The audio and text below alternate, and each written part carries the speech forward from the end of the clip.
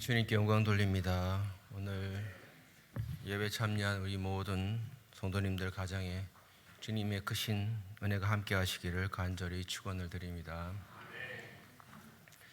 작년 그 말에 제가 예배를 드릴 때 그 예배 순서에 따라서 이제 장로님께서 기도를 하셨습니다. 근데 기도 끝난 때 그 옆에 있던 청년이 조용히 저한테 와서 마음은 원이로되 그 원이 이 원입니까? 라고 그러더라고요. 그래서 저는 깜짝 놀랐습니다. 왜냐하면 그 장로님께 기도하실 때 그 기도의 내용 중에 마음은 원이로되 몸이 약하여 이런 말씀을 하셨거든요. 그러니까 그 말씀을 듣고 그 기도를 듣고 이제 갑자기 의문이 생긴 거죠. 그래서 저한테 그걸 물어본 겁니다. 그 마음 원이로되 육신이 약하여, 이 말씀은 그 마태복음 26장 41절에 예수님께서 겟세마네 동산에서 기도하실 때 제자들이 자고 있었습니다. 그래서 제자들을 보면서 예수님께서 마음 원이로되 육신이 약하도다라고 그렇게 말씀하셨습니다. 이 말씀을 우리가 자주 많이 인용하기 때문에 그 원자가 원할 원자라는 것을 우리가 대부분 알고 있습니다. 그런데 젊은 사람들은 그게 한자도 없기 때문에 오해하게 된 거죠. 그래서 제가 그 말을 듣고 깜짝 놀랐습니다. 그래서 혹시라도 내가 설교하는 이 설교 간혹 설교하는데 이걸 또 못 알아들으면 어떡하지 젊은 사람이 라는 생각을 하게 되었습니다. 사실 성경은 이 내용도 이해하기가 좀 어렵고요. 그리고 한자가 많이 남아 있습니다. 한자가 많이 남아 있다 보니까 예전에는 이 성경에 이렇게 한자 병기가 되어 있었습니다. 예전 성경에 보게 되면. 그래서 한자를 좀 알면은 이해할 수가 있는데 요즘에 한자가 다 없어지다 보니까 오해할 소지가 상당히 많이 있습니다. 그래서 이제 그 계기로 제가 그 성경을 이렇게 다시 보게 되었습니다. 혹시나 젊은 사람들이, 혹시나 새로운 교회 오신 지 얼마 안 되신 그런 분들이 과연 성경을 어떻게 읽을까, 그 눈으로, 그 시각으로 성경을 보게 되었습니다. 오늘 봉독해드린 그 시편 23편, 이 시편 23편도 그런 눈으로 보게 되니까 약간 오해 소지가 있는 그거는 단어들이 있습니다. 실제로 그렇게 이해하기도 하고요. 시편 23편은 워낙 유명한 그런 다윗의 시입니다. 시편 150편 중에 아마 가장 유명한 그런 시편이다라고 생각되는 그런 시입니다. 시편 23편은 여호와는 나의 목자시니 내게 부족함이 없으리로다 라고 그렇게 시작하고 있습니다. 시편 23편 1절은 시편 23편의 그 주제절입니다. 다윗은 자신의 오랜 경험 속에서 여호와는 나의 목자가 되신다라고 그는 그렇게 고백하고 있습니다. 아마 여기 계신 분들도 신앙생활 오래 하신 분들은 여호와는 나의 목자가 되신다라는 이 다윗의 고백에 아멘 하실 것입니다. 그렇죠? 그런데 이제 여호와는 나의 목자가 되시는 것만으로 나는 모든 것이 충만합니다, 부족함이 없습니다 라고 했을 때 과연 진심으로 아멘 할 수 있겠습니까?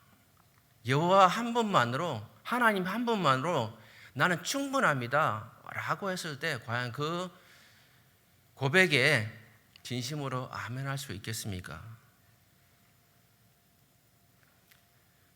모든 것이 잘 될 때는 주님이 나의 모든 것이 되십니다. 주님 한 분만으로 부족함이 없습니다.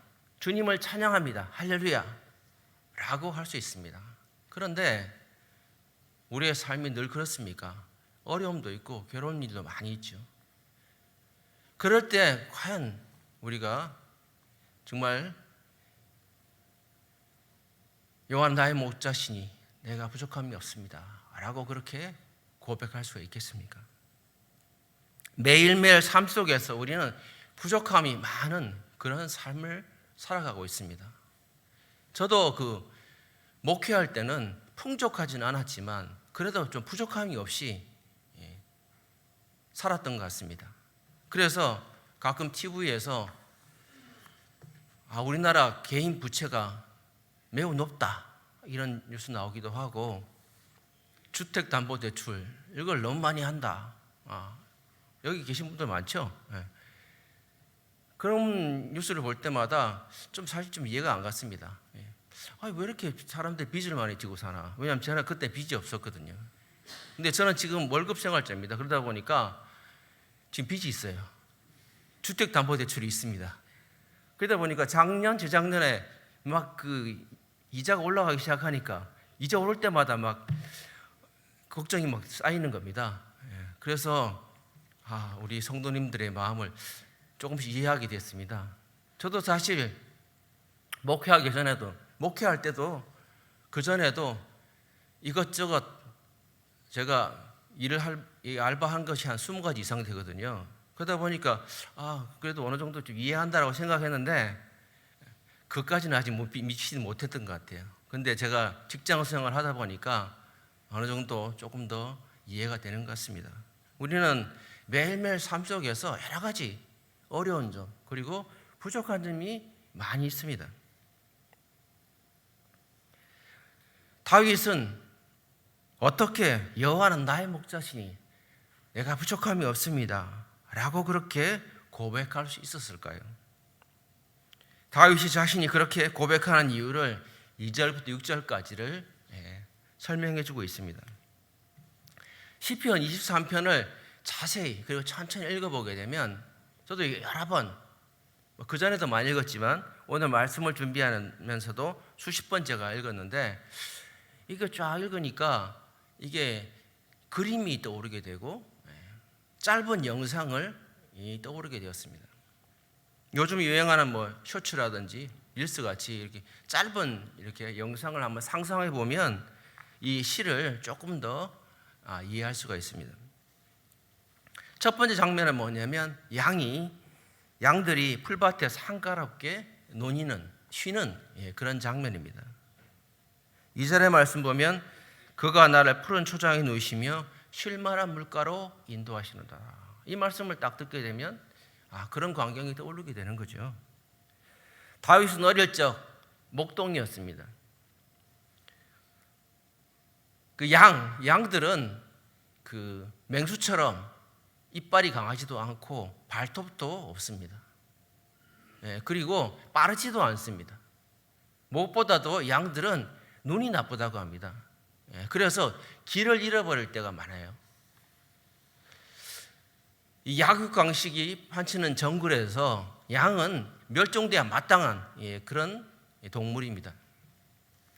그런데 심각한 이런 치명적인 약점이 있는 이 양들이 한 번에 그 약점을 해결할 방법이 있습니다. 그것은 뭐냐면 목자를 만나면 됩니다.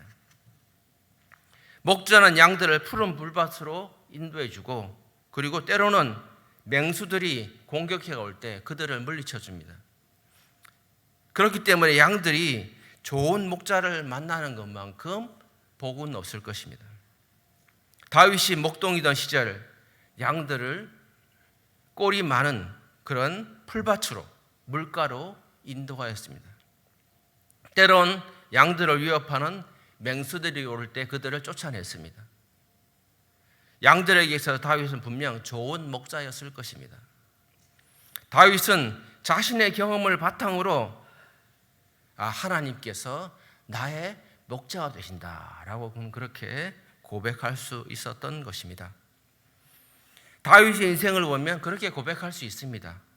한낱 목동에 불과했던 그가 골리앗이라는 대단한 장수를 물리치고 일약 스타가 되었습니다.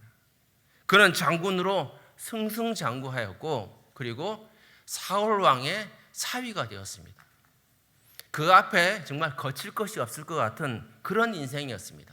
그런데 다윗이 커가는 것을 보고 사울 왕이 위협을 느끼게 되죠. 그래서 이 다윗을 제거해 버려야 되겠다라는 생각을 하게 됩니다. 그래서 다윗을 이 사울 왕이 죽이려고 몇 번 시도를 하고 끊임없이 쫓아다닙니다. 그런데 사울은 이 다윗을 죽이지 못합니다. 왜냐하면 하나님께서 다윗을 보호해 주셨기 때문입니다. 결국 다윗은 이스라엘의 왕이 되었습니다. 이 모든 것이 목자 되시는 주님이 없이는 불가능하다는 것을 다윗은 너무나 잘 알고 있었습니다. 이처럼 다윗은 일생 동안 주님께 주신 축복의 그 마일리지를 차곡차곡 쌓아서 흔들림 없는 믿음을 가지게 되었습니다. 다윗과 같은 경험이 있다면 당연히 여호와는 나의 목자가 되시니 라고 고백할 수 있을 것입니다.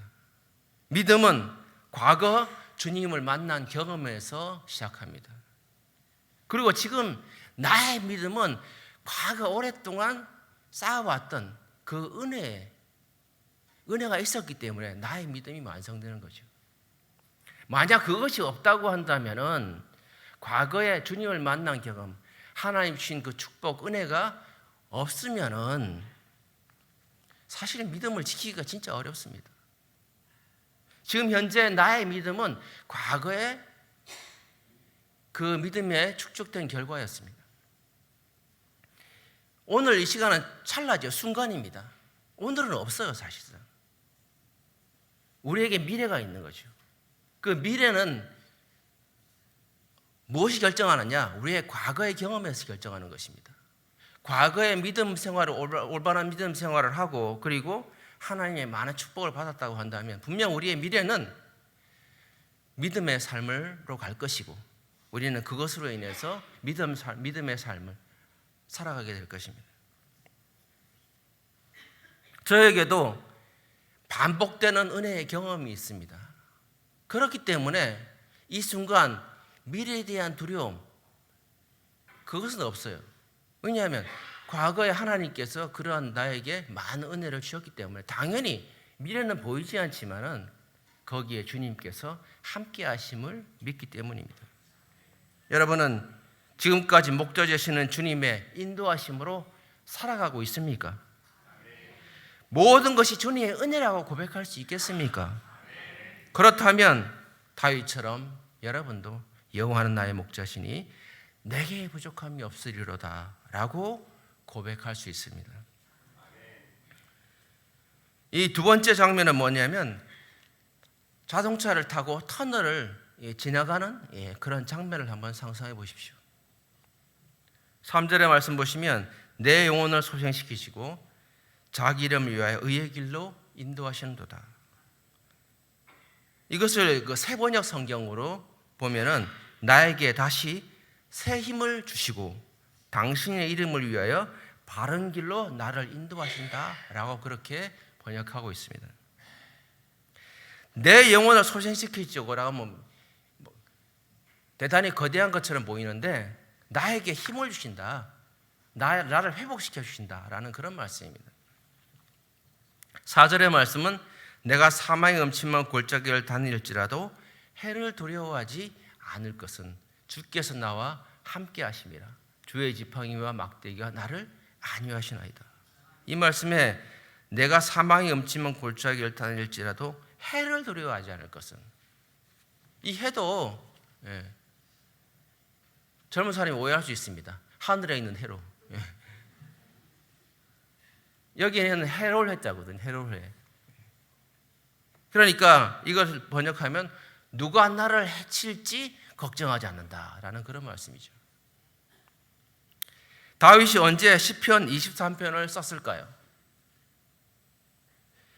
다윗이 목동이던 시절 푸른 초장에 논일고 있는 이 양들을 보면서 이 시를 썼을까요?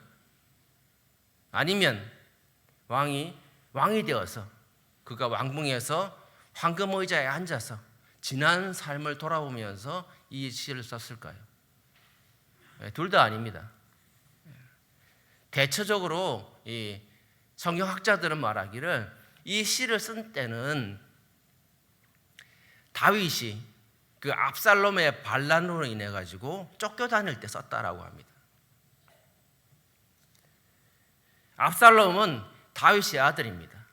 이 압살롬이 반란을 일으켜서 다윗을 쫓아냈죠. 다윗과 같은 위대한 왕도 이런 시련이 있었습니다. 얼마나 비참한 모습입니까?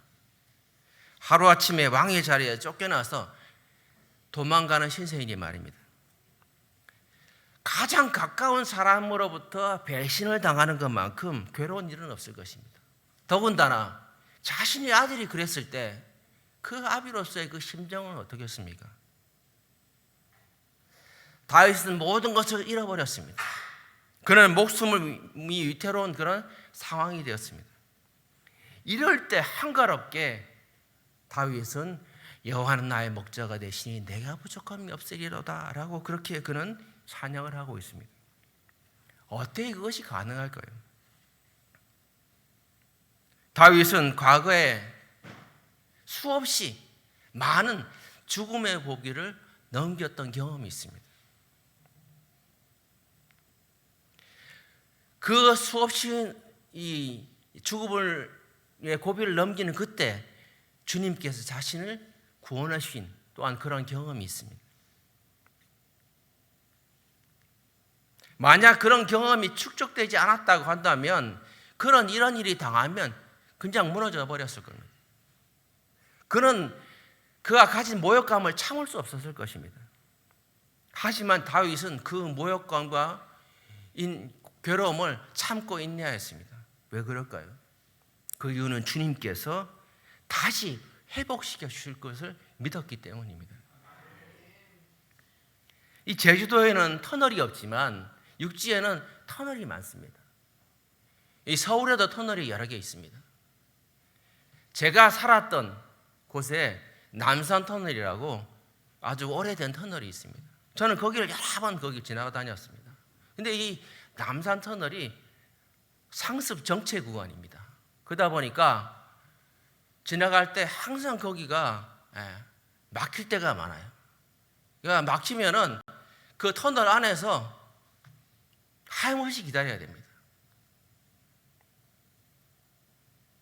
하지만 걱정하지 않습니다. 왜냐하면 언젠가는 차들은 달리게 될 것이고 그리고 터널을 벗어나게 될 것이기 때문입니다. 우리도 살다 보면 어두운 터널을 통과하는 것 같은 경험을 할 때가 있습니다. 아마 지금도 그런 상태에 계신 분들도 있을 것입니다. 다윗은 인생에서 여러 번 그 어두운 터널을 통과한 아픔이 있었습니다. 그러기에 지금 힘들지만 괴롭지만 이 순간 목자 되신 주님을 그가 생각하고 있습니다. 주님께서 함께 하심을 믿기 때문에 그는 여호와는 나의 목자시니 내게 부족함이 없습니다 라고 그렇게 그는 찬양할 수 있었던 것입니다. 차로 터널 통과할 때 끝을 알 수 없습니다. 그러나 분명한 것은 끝이 있다라는 것을 우리는 기억해야 됩니다. 인생의 터널 끝에 여러분이 승리하는 성도들이 되시기를 주님의 이름으로 간절히 축원을 드립니다. 세 번째 장면은 상다리가 이제 부러지도록 잘 차려진 잔치상을 한번 상상해 보십시오. 5절 6절에서는 목자와 그 양의 비유에서 주인과 손님의 비유로 이렇게 바뀌게 됩니다.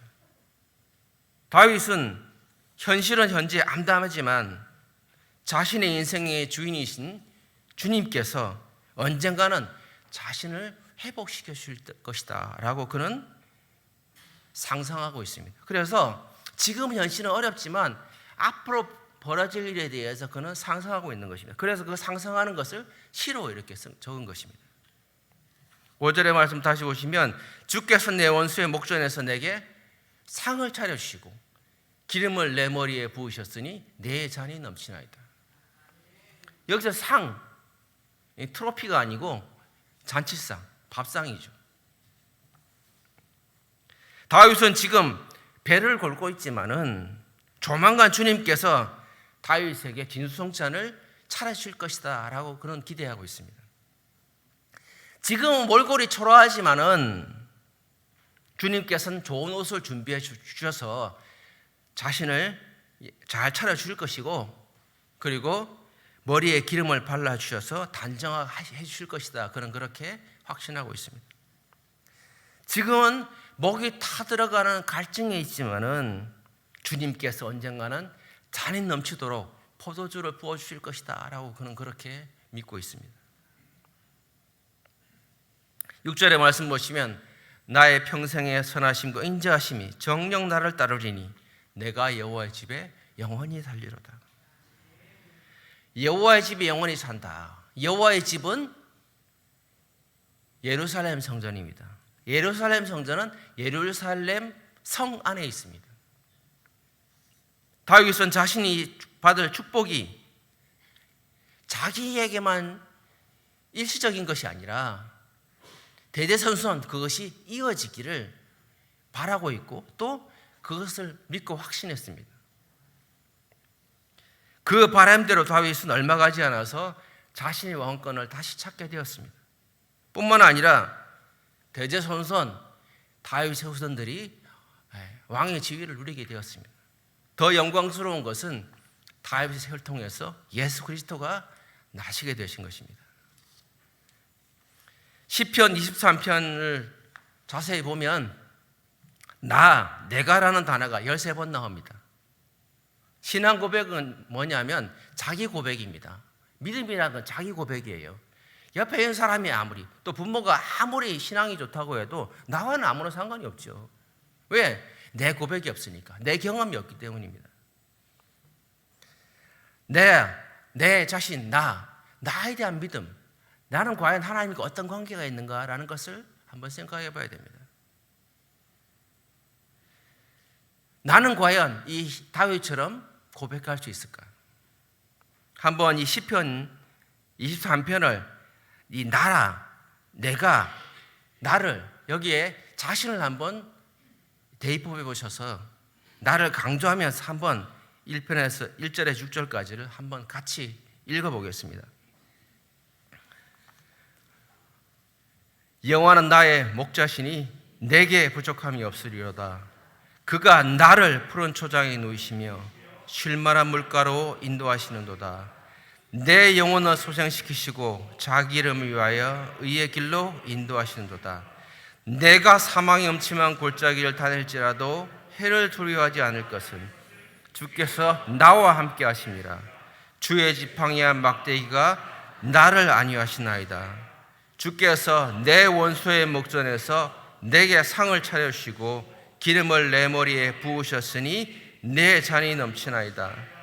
내 평생의 선하심과 인정하심이 반드시 나를 따르리니 내가 여호와의 집에 영원히 살리로다.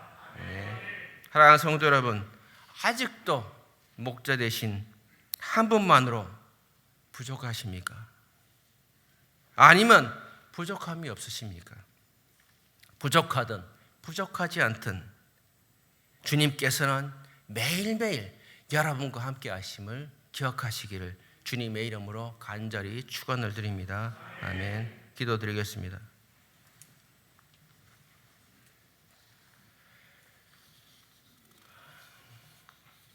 우리 한 사람 한 사람 목자 되신 주님을 찬양하고 경배합니다. 주님께서 우리의 목자가 되시기 때문에 우리는 부족함이 없습니다. 주님께서 가장 좋은 곳으로 인도하시기 때문입니다. 때로는 사망의 골짜기를 지나갈지라도 두려워하지 않을 수 있습니다. 왜냐하면 그때 주님께서 우리와 함께 하시기 때문임을 믿기 때문입니다. 주님이 믿음직거치 못한 분이 아니라 우리가 믿음이 없음을 용서하여 주시옵소서. 우리의 연약함을 용서하여 주시옵소서. 주님을 의지하기보다는 쉽게 좌절하고 원망하는 우리를 불쌍히 여겨 주시옵소서. 지금은 주 예수 그리스도의 은혜와 하나님 아버지의 크신 사랑하심과 성령 하나님의 도우심과 인자하심이, 여호와는 나의 목자시니 내게 부족함이 없습니다 라고 고백하는 다윗의 고백이 진정 우리의 고백이 되기 원하는 모든 성도들 머리 위에 지금부터 영원까지 함께 하시기를 간절히 축원하옵나이다. 아멘.